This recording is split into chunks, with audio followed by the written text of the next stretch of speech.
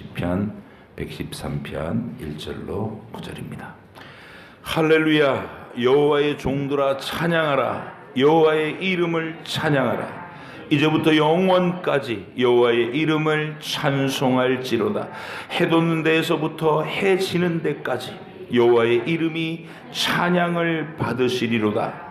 여호와는 모든 나라보다 높으시며 그의 영광은 하늘보다 높으시도다.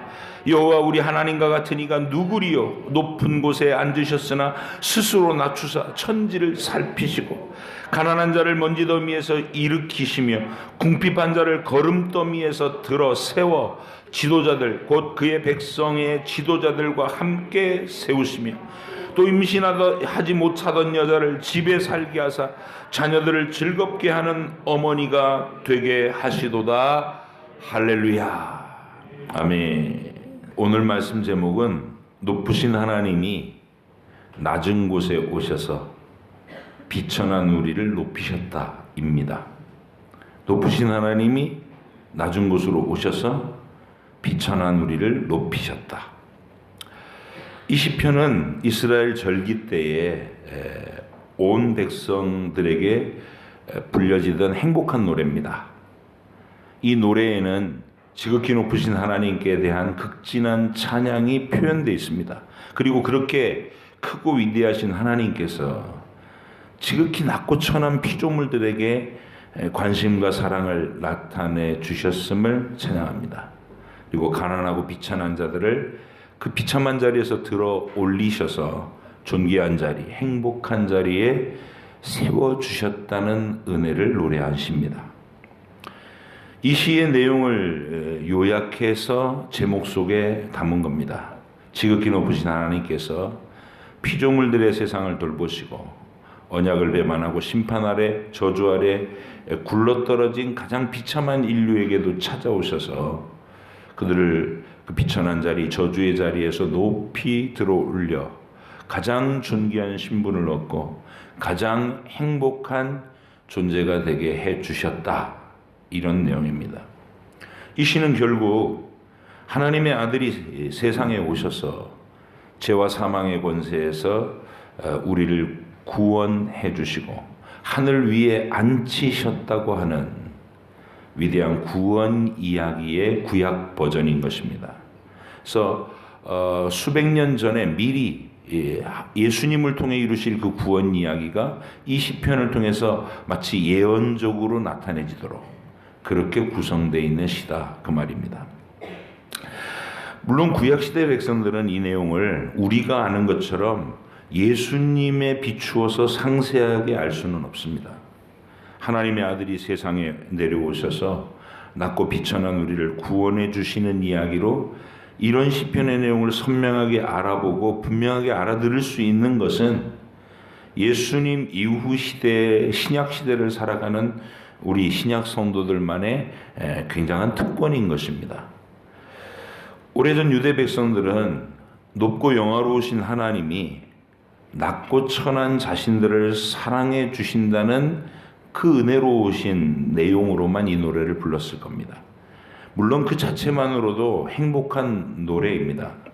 그렇지만 우리로서는 이 시의 내용을 자세히 들여다보니까 그 속에 구체적으로 하나님의 아들이 세상에 내려오셔서 저주 아래 있는 우리를 건져내시다 이런 구체적인 구원 내용을 이렇게 선명하게 담아놓지는 않았지만 우리는 이런 주제가 높으신 하나님이 낮은 이곳에 오셔서 비천한 우리를 높여주셨다라는 이 내용 속에는 바로 우리가 알고 있는 예수 그리스도 사건, 하나님의 아들이 세상에 오시고 우리 대신 저주와 진노를 다 감당하시고 우리를 자기와 함께 하늘 위에 앉혀버리신 그 위대한 얘기가 고스란히 들어있구나 알아볼 수 있게 됐다는 거예요.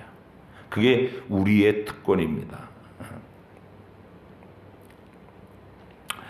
물론 신약 성도라고 해서 아무나 다 그렇게 눈이 열리는 게 아니고 하나님께서 베푸신 구원의 사랑에 대한 그리고 복음의 내용에 대한 관심과 사랑을 품는 영혼들에게만 허락되는 특별한 은총입니다. 거듭나고 성령 충만한 사람에게만 허락되는 선물과도 같은 비밀이 이 시편 속에 들어 있다는 얘기입니다. 여러분들이 그 특별한 선물을 누리는 주인공들이 되시기를 바랍니다. 오늘 밤에 그런 특별함을 사모하시기 바라고 열망하시기 바랍니다. 언제나. 자, 제일 먼저 이 시는 온 세상 만민들에게 크고 위대하신 여호와 하나님을 지금부터 영원까지 찬양하자고 외치는 내용으로 되어 있습니다. 1절로 3절을 구분해서 한 번 더 큰 소리로 읽어보겠습니다. 시작. 할렐루야, 여호와의 종들아 찬양하라. 여호와의 이름을 찬양하라. 이제부터 영원까지 여호와의 이름을 찬송할지로다. 해 돋는 데서부터 해 지는 데까지 여호와의 이름이 찬양을 받으시리로다. 아멘. 이스라엘이 절기 가운데 수십만 명, 수백만 명이 예루살렘 그 시온의 도성을 걸으면서 꽉 채워 걸으면서 이 찬양을 부르는 겁니다. 행복한 찬양이에요. 확신에 찬 찬양이에요. 이 외침이 얼마나 즐거운 분위기의 외침인지를 우리 시대의 찬송가 작곡자들도 이게 오늘날의 음악적인 소양으로 재해석해서 우리 시대에도 되살려놨어요. 여러분이 잘 알고 계신 찬양입니다. 해 뜨는 데서부터 해 지는 데까지. 해 뜨는 데부터 해 지는 데까지 주 이름 찬양받으리. 해 뜨는 데부터 해 지는 데까지 주 이름 찬양받으리. 박수 치면서 시작. 랄랄라 할렐루야 여호와의 모든 종들아 주 이름 찬양해. 이제부터 영원까지 주 이름 찬송할지어다. 아멘. 이런 찬송입니다. 이 노래가 바로 이 시편 도입부의 내용을 현대적인 곡으로 이제 곡조를 입혀서 함께 박수치면서 늘 찬양 부르던 내용입니다. 할렐루야 여호와의 종들아 찬양하라. 여호와의 이름을 찬양하라. 이제부터 영원까지 여호와의 이름을 찬송할지로다. 해 돋는 데서부터 해 지는 데까지 온 세상 만민들이 여호와의 이름이 찬양을 받으시리로다. 이렇게 선언하는 거예요. 이제 우리는 이 시편의 기록자가 밝혀주는 찬양의 이유, 찬양의 내용에도 동참할 수 있어야 합니다. 복음성가는 여기까지만 불렀어요. 그 뒤의 내용이 더 중요한 거예요. 두 번째 단락에서는 이렇게 온 세상 만민들에게 지금부터 영원까지 그분을 찬양하자고 외치는 그 이유에 대해서 제시를 합니다. 그것은 여호와 하나님께서 지극히 높고 영화로우신 분이기 때문이라고 말합니다. 4절을 힘차게 읽으십니다. 시작. 여호와는 모든 나라보다 높으시며 그의 영광은 하늘보다 높으시도다. 아멘. 홀로 온 세상 만물을 창조하시고 그것들을 권능의 손으로 붙들고 계신 유일하신 전능자, 그분이 여호와이십니다.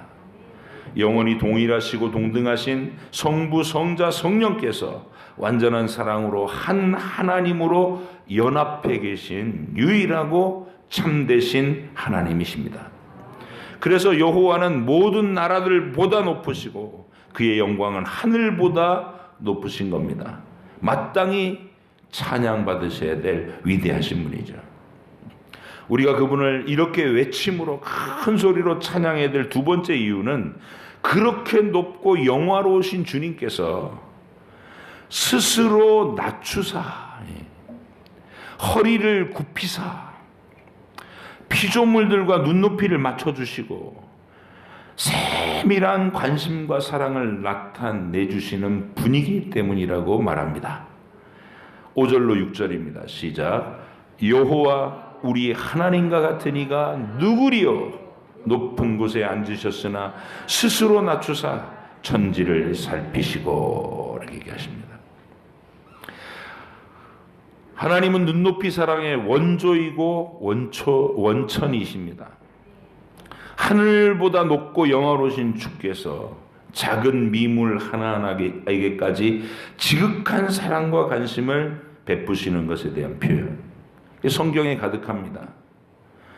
시편에서도 그런 귀한 표현들이 너무나 많죠. 가장 대표적인 부분을 떠올려 본다면 시편 84편 3절에 이렇게 되어 있습니다. 나의 왕 나의 하나님 만군의 여호와여, 주의 제단에서 참새도 제집을 얻고 제비도 새끼들 보금자리를 얻었나이다. 크고 영화로우신 주님께서 참새 한 마리, 제비 한 마리까지도 관심과 사랑을 나타내신다. 눈높이 사랑. 우리 주님은 하나님 아버지께서 날아다니는 새 한 마리도 먹이시고 들에 핀 백합화도 가장 아름다운 옷으로, 솔로몬보다 더 영화로운 옷으로 입히셨다고 말씀하셨습니다. 지극히 높으신 하나님께서 스스로의 허리를 굽으려 낮고 낮은 피조물, 가장 미미한 것들에까지도 세밀한 관심과 사랑을, 돌보심과 은혜를 멈추지 않으신다는 것, 그것이 온 세상 만민들을 불러서 찬양하자고 외치는 이유가 되는 것입니다. 그러나 그것보다도 더 감격스러운 찬양의 이유가 아직도 남아 있습니다. 그것은 그냥 미미한 피조물 정도가 아니고 아예 하나님을 배반하고 대적하는 죄로 어두워진 피조물인 우리 인간들에게까지 찾아오셨다는 겁니다.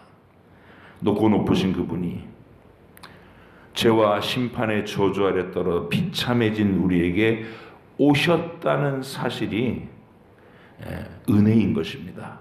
이 시편이 표현하고 있는 내용이에요. 그 은혜가 가장 잘 표현되어 있는 것이 요한복음 1장이죠. 높으신 그분이 가장 비참해진 우리에게 찾아오셨다는 얘기가 요한복음 1장의 선언입니다. 태초에 말씀이 계시니라. 이 말씀이 하나님과 함께 계셨으니 이 말씀은 곧 하나님이시니라. 그가 태초에 하나님과 함께 계셨고 만물이 그로 말미암아 지은 바 되었으니 지은 것이 하나도 그가 없이는 된 것이 없느니라. 여기까지가 높고 높으신 주님을 얘기하는 거예요. 그 안에 생명이 있었으니 이 생명은 사람들의 빛이라. 빛이 어둠에 빛이 돼 어둠이 깨닫지 못하더라. 우리의 비참함입니다.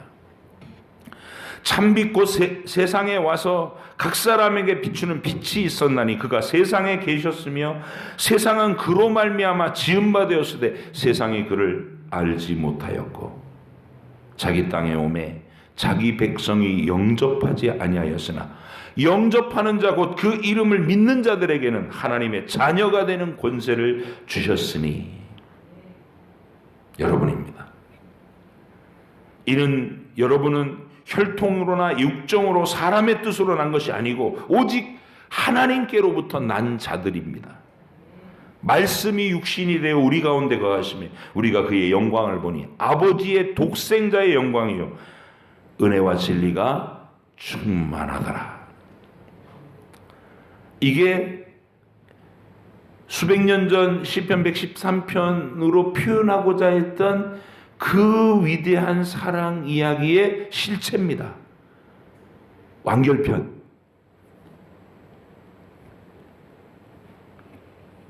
그래서 이 시편의 마지막 단락은 낮고 비천한 사람들에게 찾아오셔서 그들을 존귀하고 행복한 자리에 올려놓아 주시는 하나님 사랑에다가 초점을 맞춥니다. 오늘 본문 7절로 9절 함께 읽겠습니다. 시작. 가난한 자를 먼지더미에서 일으키시며 궁핍한 자를 거름더미에서 들어 세워 지도자들 곧 그의 백성의 지도자들과 함께 세우시며 또 임신하지 못하던 여자를 집에 살게 하사 자녀들을 즐겁게 하는 어머니가 되게 하시는도다. 할렐루야.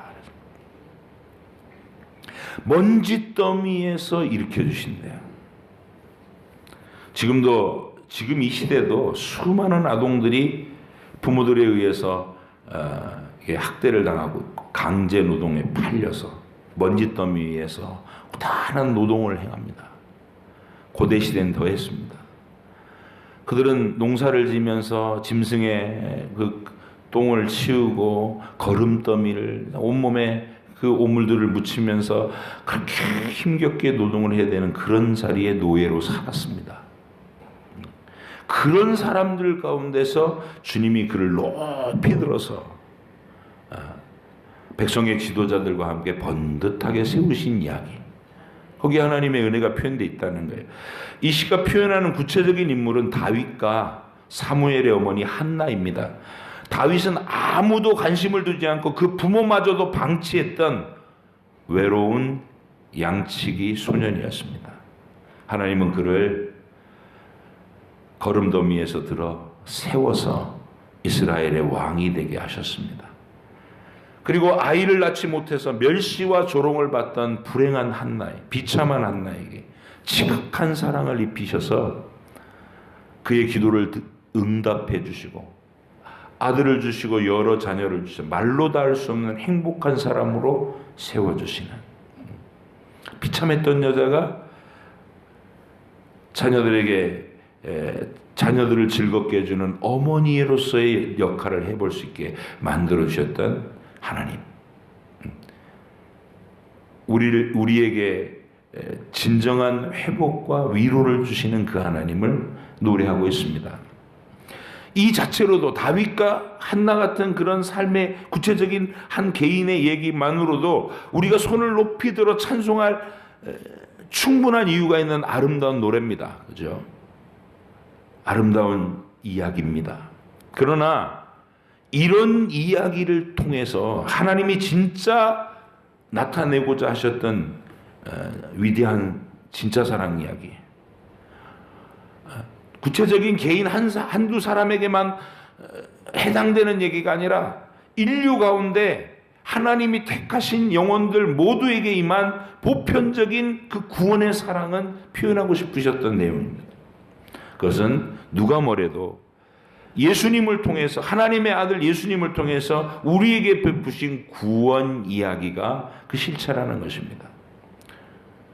사도 바울은 예수님을 통한 그 구원의 이야기를 우리에게 이렇게 전해줍니다. 에베소서 2장 4절로 7절에서 긍휼이 풍성하신 하나님이 우리를 사랑하신 그 큰 사랑을 인하여 허물로 죽은 우리를 그리스도와 함께 살리셨고 너희는 은혜로 구원을 받은 것이라.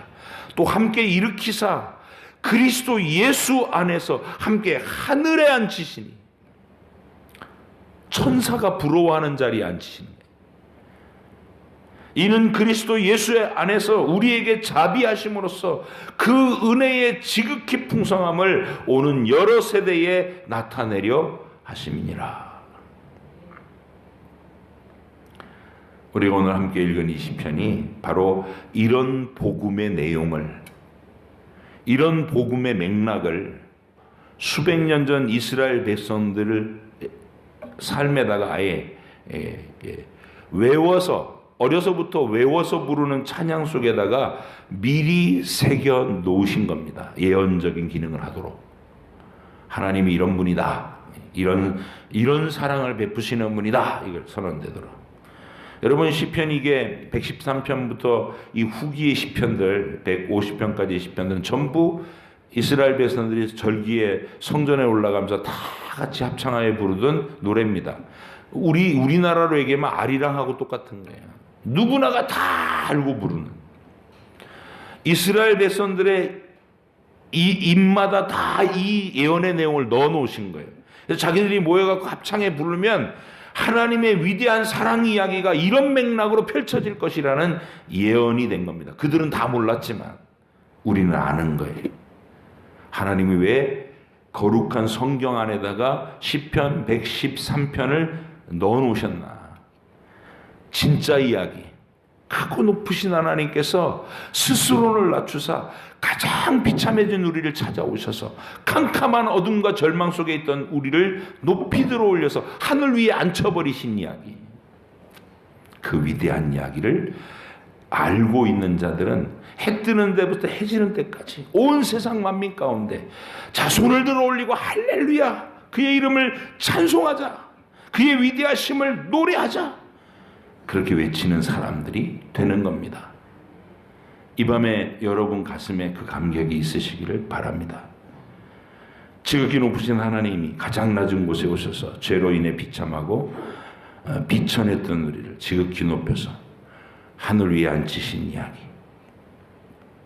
구체적으로 본다면 여러분 인생에서 다윗처럼 외롭고 버림당하고 사랑받지 못했고, 한나처럼 아이를 낳지 못하는 아픔 속에서 또 대적의 그 심한 멸시와 조롱과 핍박을 받으면서 불행했을 때 하나님은 그 높은 보좌에서 친히 허리를 굽혀서 여러분에게 눈을 맞춰주시고, 얘야, 내가 너를 도우러 왔다.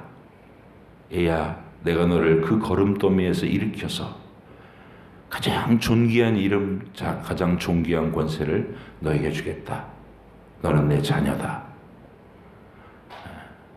하나님이 세상을 이처럼 사랑하사 독생자를 주셨으니 이는 저를 믿는 자마다 멸망하지 않고 영생을 얻게 하려 하심이라. 영접하는 자, 곧 그 이름을 믿는 자들에게는 하나님의 자녀가 되는 권세를 주셨나니. 여러분에게 임한 놀라운 하나님 사랑입니다. 이제 기대하셔야 됩니다.